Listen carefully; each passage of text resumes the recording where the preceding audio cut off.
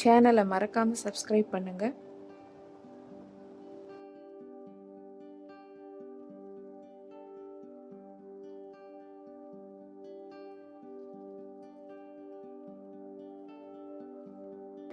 இன்னைக்கு நம்ம சேனல்ல பார்க்க போறது ஒரு ஈவினிங் ஸ்நாக் ஐட்டம். இது ஒரு கேரளா டிஷ். இந்த ரெசிபியோட பேரு ஸ்டஃப்ட் பழம் பொரி.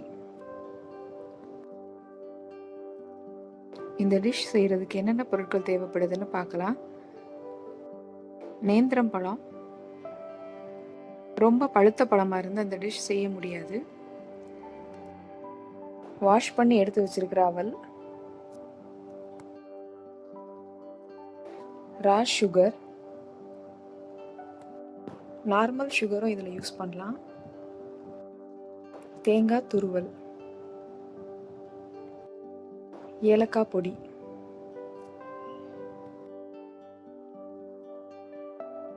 பழத்தை கோட் பண்ணி பொரிக்கிறதுக்கு மைதா மாவு, அப்புறம் அரிசி மாவு,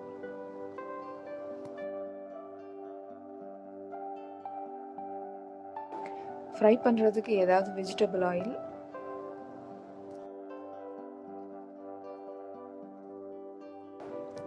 தேவையான அளவுக்கு தண்ணி, சுகர், கொஞ்சம் உப்பு, மஞ்சள் தூள்.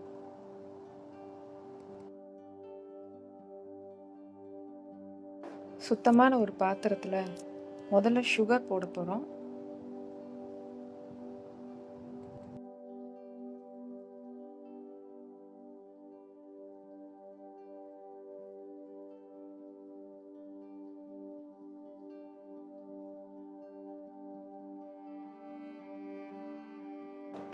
அடுத்ததாக அதோட தேங்காய் துருவலையும் சேர்க்க போகிறோம். சேர்த்து மிதமான சூட்டில் வச்சு மிக்ஸ் பண்ண போகிறோம்.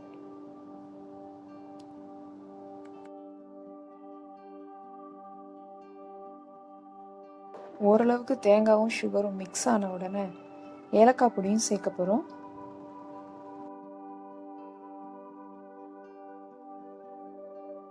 வாஷ் பண்ணி வச்சிருக்கிற அவலையும் சேர்த்து நல்லா எல்லாம் ஒன்றா சேர்ற அளவுக்கு மிக்ஸ் பண்ணி விடணும்.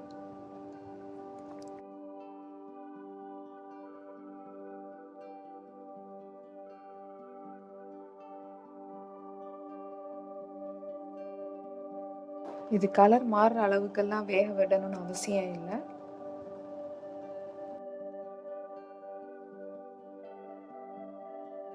இந்த ஸ்டஃபிங்கை தனியாக எடுத்து வச்சு ஆற விடணும்.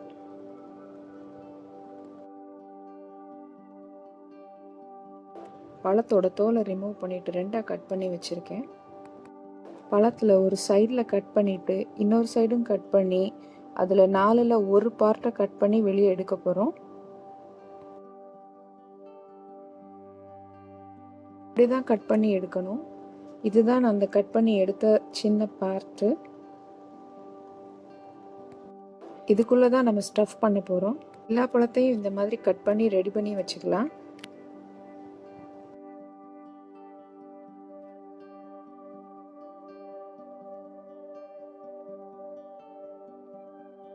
இப்போ நம்ம ரெடி பண்ணி வச்சிருக்கிற அவல் ஸ்டஃபிங்கை இதில் ஸ்டஃப் பண்ணிடலாம்.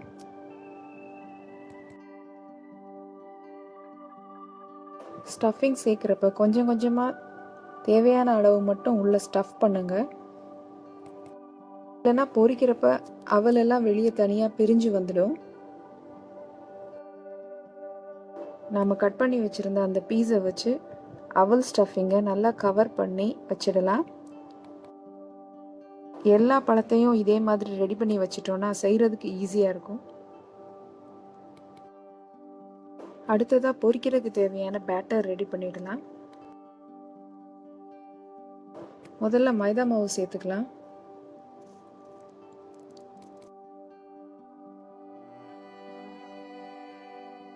அதோட நம்ம எடுத்து வச்சிருக்கிற அரிசி மாவையும் சேர்த்து கலந்து விட்டுறணும்.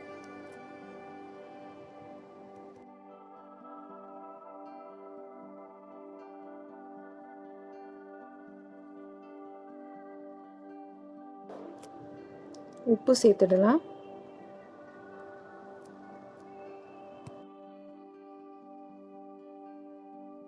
அடுத்ததாக சுகர் சேர்க்கணும்.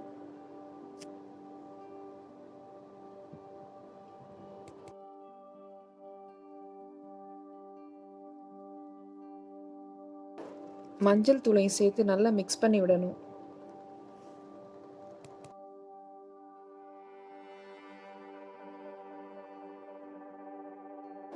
தேவையான அளவு தண்ணி கலந்து இதை நல்லா மிக்ஸ் பண்ணி விட்டுறணும்.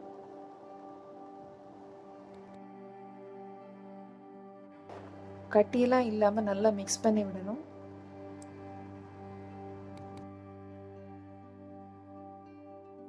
இந்த பேட்டர் ஓரளவு கட்டியாகவே இருக்கணும், அப்போ தான் பழத்தில் நல்லா ஒட்டி வரும்.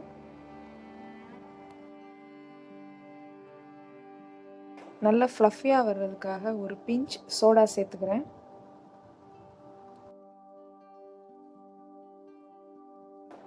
ஒரு பாத்திரத்தில் எண்ணெய் ஊற்றி நல்லா சூடு பண்ணிக்கலாம். நான் சன்ஃப்ளவர் ஆயில் யூஸ் பண்ணுறேன்.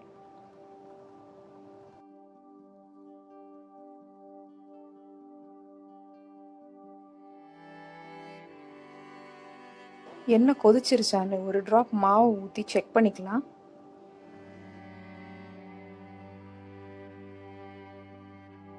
கொதிக்கிற எண்ணெயில் ஸ்டஃப் பண்ணி வச்சுருக்கிற பழத்தை மாவில் நல்லா முக்கி எடுத்து எண்ணெயில் போட்டு பொரிச்சு எடுக்கலாம்.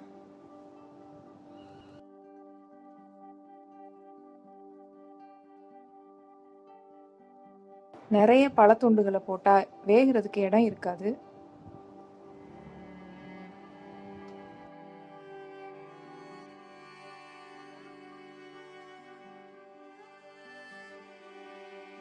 ஒன்று ரெண்டு பழத்துண்டுகளை போட்டு நல்லா வேக விடணும்.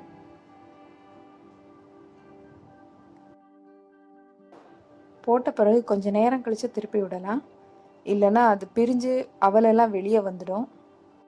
மெதுவாக திருப்பி விட்டு எல்லா பக்கமும் வேக விடணும்.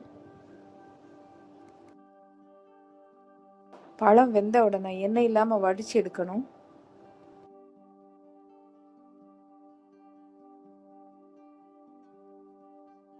இதே மாதிரி எல்லா பழத்தையும் போட்டு பொரிச்சு எடுக்கணும்.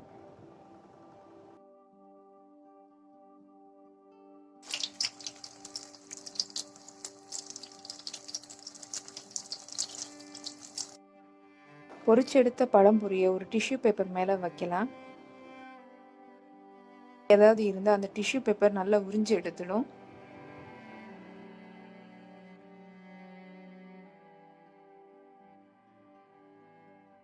உங்களுக்கு காட்டுறதுக்காக பழம்பொரியை கட் பண்ணி வச்சுருக்கேன். அவல் ஸ்டஃப் பண்ண பழம்பொரி ரெடி ஆயிடுச்சு. புது ரெசிபிஸ் பற்றி தெரிஞ்சுக்கிற பெல் பட்டனை ப்ரெஸ் பண்ணுங்கள்.